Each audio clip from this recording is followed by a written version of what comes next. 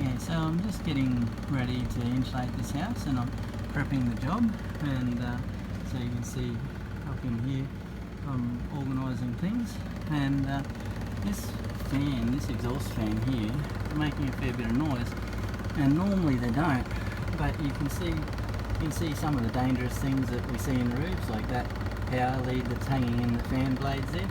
It's rattling. It's been rattling probably ever since they installed it, but obviously easy fix, right? I'll just move that out of the way. Now, a lot of installers probably won't fix that. Oh, hang on, it's actually going to fall out of the roof too because they haven't put the supports in under it. So I'll have to tidy that up as well. But